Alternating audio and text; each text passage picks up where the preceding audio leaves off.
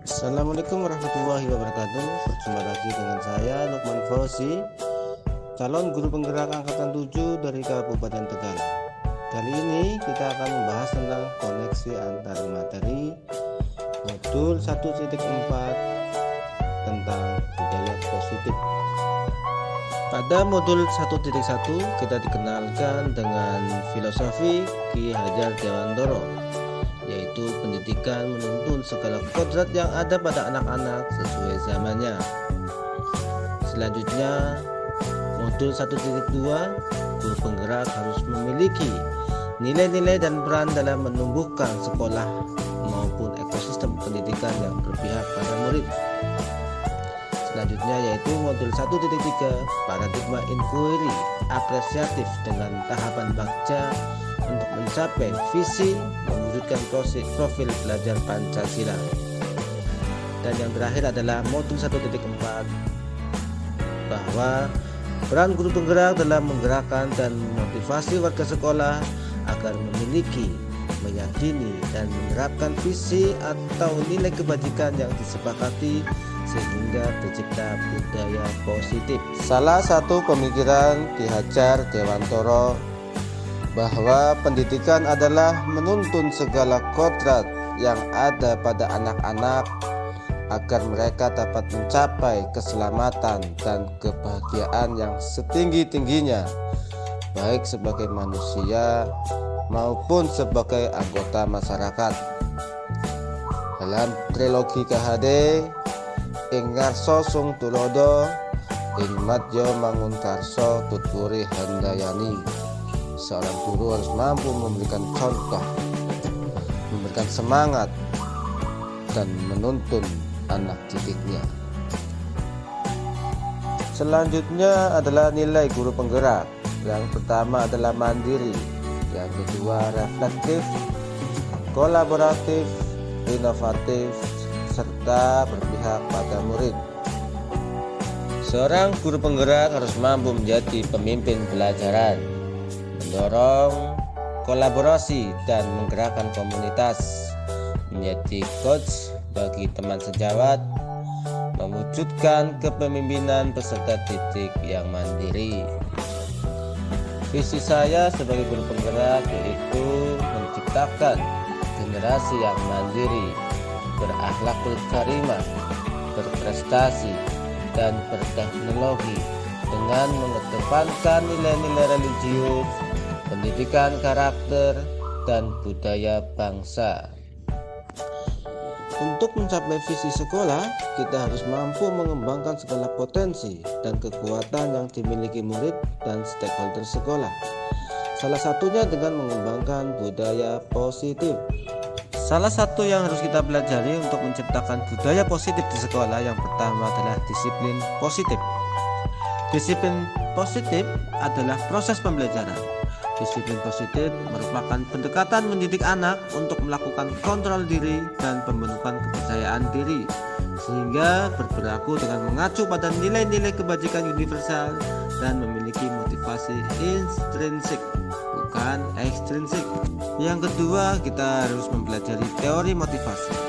Menurut Diane Gossen dalam bukunya Restructuring School Discipline menyatakan ada 3 motivasi perilaku manusia. Yang pertama, untuk menghindari ketidaknyamanan atau hukuman. Yang kedua, untuk mendapatkan imbalan atau penghargaan dari orang lain. Dan yang ketiga, untuk menjadikan orang yang mereka inginkan dan menghargai diri sendiri dengan nilai-nilai yang mereka percaya. Setelah memahami ketiga motivasi, guru harus mampu mengidentifikasi motivasi yang ada pada murid. Jika motivasi murid untuk menghindari ketidaknyamanan atau hukuman, atau untuk mendapatkan imbalan dan penghargaan, maka motivasi yang ada pada diri anak masih berasal dari motivasi eksternal. Sehingga tugas seorang guru harus mampu menumbuhkan motivasi internal dalam diri murid agar dapat memunculkan pribadi yang menghargai diri sendiri dengan nilai-nilai yang mereka percaya. Sebaiknya hindari hukuman dan penghargaan agar meminimalisir motivasi eksternal dalam diri murid. Dan yang ketiga, kita harus tahu apa itu hukuman, konsekuensi, dan restitusi. Hukuman bersifat tidak terencana atau tiba-tiba. Hukuman bersifat satu arah dari pihak guru yang memberikan, dan murid hanya menerima suatu hukuman tanpa melalui suatu kesepakatan atau pengarahan dari pihak guru baik sebelum atau sesudahnya. Hukuman yang diberikan biasanya berupa fisik maupun psikis. Anak disakiti oleh suatu perbuatan atau kata-kata. Sementara disiplin dalam bentuk konsekuensi sudah terencana atau sudah disepakati, sudah dibahas dan disetujui oleh murid dan guru. Umumnya bentuk-bentuk konsekuensi dibuat oleh pihak guru dan murid sudah mengetahui sebelumnya konsekuensi yang akan diterima bila ada pelanggaran. Sedangkan restitusi adalah proses menciptakan kondisi bagi murid untuk memperbaiki kesalahan mereka, sehingga mereka bisa kembali pada kelompok mereka dengan karakter yang lebih kuat. Yang keempat, kita harus mempelajari posisi kontrol seorang guru. Ada 5 posisi kontrol, antara lain yang pertama hukuman, yang kedua pembuat merasa bersalah, yang ketiga teman, yang keempat pemantau, dan yang kelima manajer. Sebaiknya seorang guru harus mampu menggunakan posisi kontrol menjadi seorang manajer. Seorang manajer, guru berbuat sesuatu bersama murid, mempersilahkan murid mempertanggungjawabkan perilakunya dan mendukung murid agar dapat menemukan solusi atas permasalahannya sendiri. Untuk membangun budaya positif di sekolah SD Negeri Langgeng, saya menerapkan kesepakatan atau keyakinan kelas bersama murid. Yang kedua, saya harus mengetahui kebutuhan dasar manusia, yaitu kebutuhan bertahan hidup, kasih sayang dan rasa diterima, kebebasan, kesenangan, dan penguasaan.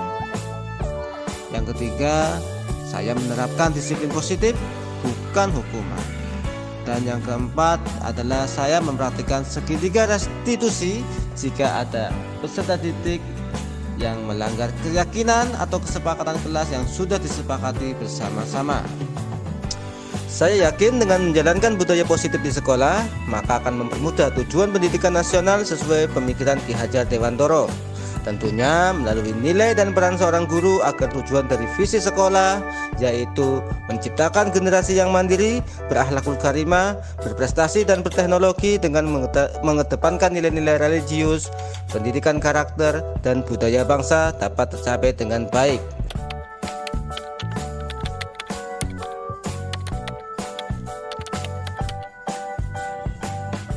Dari budaya positif modul 1.4, saya sudah memahami apa itu disiplin positif, motivasi perilaku manusia, hukuman dan penghargaan, posisi kontrol dan restitusi, keyakinan sekolah atau keyakinan kelas, segitiga restitusi.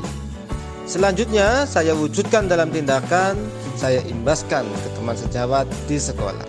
Hal-hal yang menarik setelah mempelajari modul 1.4, ternyata pemberian penghargaan berdampak negatif terhadap murid. Antara lain, penghargaan tidak efektif, penghargaan dapat merusak hubungan, penghargaan mengurangi ketepatan, penghargaan menurunkan kualitas, penghargaan dapat mematikan kreativitas, dan penghargaan bersifat menghukum.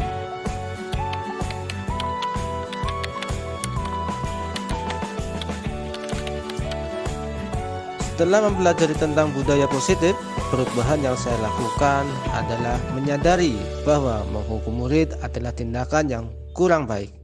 Seharusnya sebagai seorang guru, saya harus memposisikan diri sebagai teman, sebagai pemantau, dan sebagai manajer dalam membimbing murid dari identitas gagal menuju identitas sukses.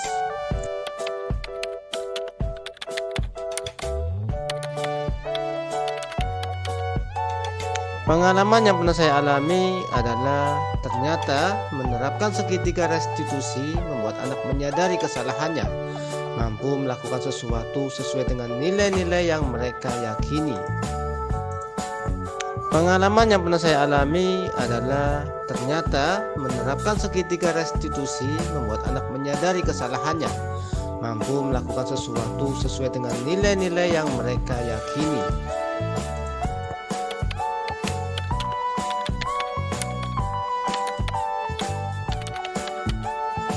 Hal yang sudah baik yang saya lakukan, saya bersama murid sudah membuat dan menjalankan keyakinan kelas yang sudah disepakati bersama. Hal yang perlu diperbaiki adalah saya harus memposisikan diri saya sebagai seorang manajer dalam membimbing siswa.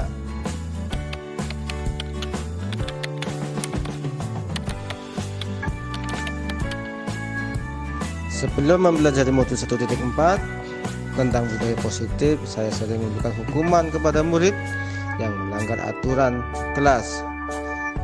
Perasaan saya merasa bersalah. Ternyata memberi hukuman dapat membuat anak trauma, menimbulkan duka, dan dapat mempengaruhi psikologis anak. Setelah mempelajari modul 1.4 tentang budaya positif, saya memposisikan diri sebagai teman, pemantau, dan manajer dalam menyelesaikan masalah. Saya merasa senang melihat perubahan yang dilakukan oleh murid saya. Ternyata dengan komunikasi yang efektif dapat menumbuhkan rasa tanggung jawab pada murid.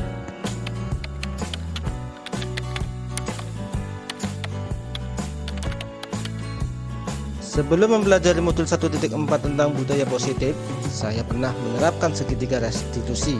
Namun, saya belum maksimal, hanya mampu menstabilkan identitas bahwa semua orang pernah melakukan kesalahan.